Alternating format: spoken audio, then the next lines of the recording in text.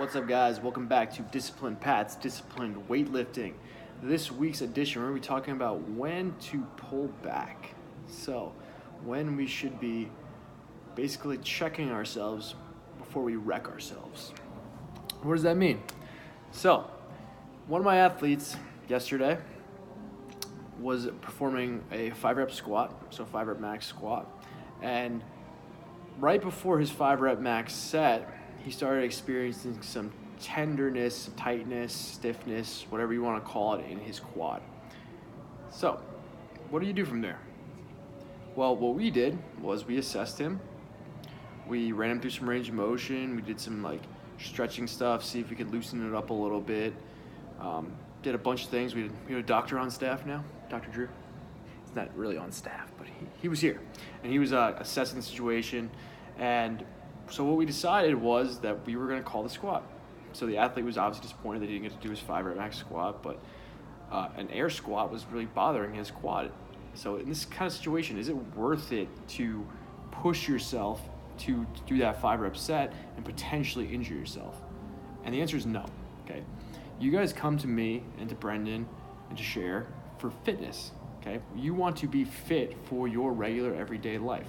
Okay, some of you want to compete in sports like weightlifting and CrossFit and powerlifting, and strongman and stuff like that, but that's all well and good, but the primary focus of you being here is being fit. And if you're going to be injured, you're not going to be fit, okay? So if worst case scenario happened yesterday and I let him go through with his 5-rep squat and he tore a quad tendon or tore a quad muscle, God forbid, what good? I would not have been getting him fitter. Like, if forcing him to get injured is not him getting fitter.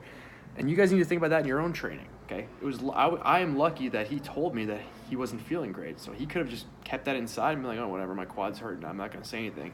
But we communicated and we discussed it, and we decided that the best thing to do was for him to not to continue pushing himself to that point where it's potential injury that could potentially take him out of the gym for months or years, or he might never recover from an injury like that.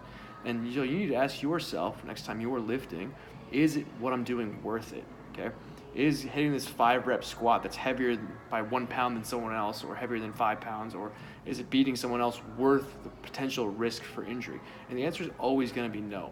You can only do what you can do safely, okay? Do never push yourself beyond the point where you're comfortable or where your body's capable of, okay? You want to always try to push the what's the word I'm looking for? You always want to try to push the envelope a little bit, but you don't ever want to explode the envelope open. You don't ever want to push yourself to that point where you're, again, getting injured or potentially risking injury in order to improve your fitness. Because if you do get injured, you're not improving your fitness. You're not improving anything, okay? You're actually just setting yourself back and setting yourself up for failure again in the future.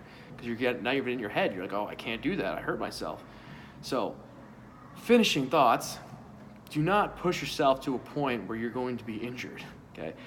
Always communicate with your coach and make sure that they know how you're feeling and you know how you're feeling. Communicate with your body first, then your coach, and then you guys together can come up with a positive strategy to how to deal with any injury or anything that might occur.